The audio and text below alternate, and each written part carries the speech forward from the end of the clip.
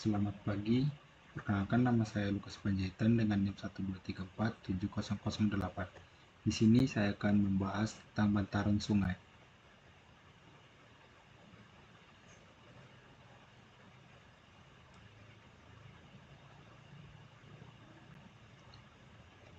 Di sini saya membuat perbandingan bantaran sungai di Jepang dan sungai di Lampung. Perbandingan pengelolaan bantaran sungai di Jepang dengan kondisi sungai di Lampung menunjukkan perbedaan dalam aspek budaya, tata ruang, teknologi, dan kesadaran masyarakat terhadap lingkungan sungai. Jepang menjadikan sungai sebagai bagian utama sistem kota dan mitigasi bencana, sedangkan di beberapa wilayah di Lampung, sungai masih menghadapi masalah seperti pencemaran, sedimentasi, dan perubahan fungsi bantaran sungai. Perbandingan bantaran sungai Jepang dan Lampung. Fungsi bantaran sungai di Lampung digunakan sebagai ruang terbuka hijau, taman, jalur sepeda, dan area resapan air, dan sebagian bantaran sungai dimanfaatkan untuk pemukiman, pertanian, dan aktivitas domestik. Pengelolaan pemerintahan terintegrasi dari hulu sampai hilir dengan teknologi modern, pengelolaan masih bertahap dan menghadapi tantangan tata ruang. Budaya masyarakat disiplin menjaga kebersihan sungai, kesadaran masyarakat mulai meningkat tetapi belum merata, mitigasi banjir menggunakan terowongan banjir, tanggul modern, dan sistem digital umumnya mengandalkan normalisasi sungai dan drainase.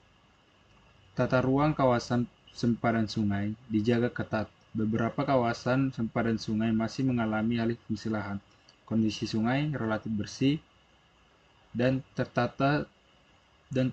Sebagian sungai mengalami sedimentasi dan pencemaran. Kondisi sungai di Lampung. Beberapa sungai penting di Lampung seperti Wais Kampung, Wais Putih, dan Wais Kuripan memiliki fungsi penting sebagai sumber air, irigasi, pengendalian banjir, dan penunjang aktivitas masyarakat. Namun beberapa permasalahan yang masih ditemukan antara lain alih fungsi bantaran sungai menjadi kawasan permukiman dan lahan usaha, pembuangan sampah domestik ke badan sungai, sedimentasi akibat erosi di daerah hulu, banjir lokal saat curah hujan tinggi, berkurangnya vegetasi simpanan sungai yang berfungsi sebagai area resapan. Perbedaan budaya pengelolaan sungai. Budaya pemerintahan di Jepang, pemerintahan menerapkan pengelolaan sungai berbasis teknologi dan data hidrologi. Infrastruktur dirancang untuk jangka panjang.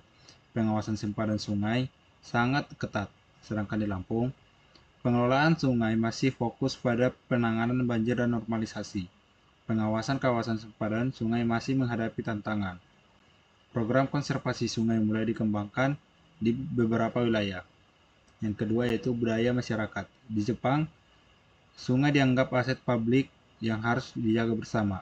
Masyarakat memiliki disiplin tinggi terhadap kebersihan lingkungan. Sedangkan di Lampung, kesadaran masyarakat terhadap pentingnya menjaga sungai mulai meningkat. Namun, pada saat ini masih tergolong minim karena masih kurangnya kesadaran akan menjaga lingkungan atau tidak membuang sampah kepada sungai.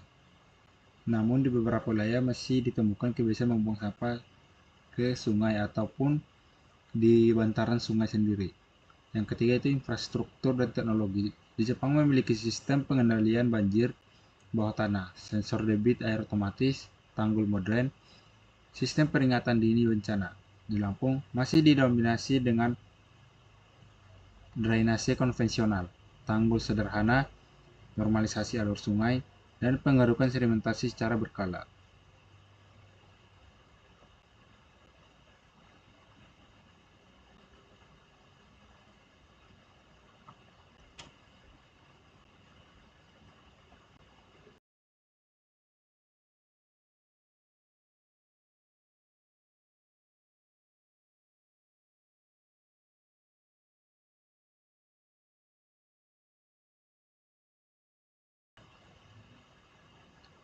Berikut merupakan kesimpulannya.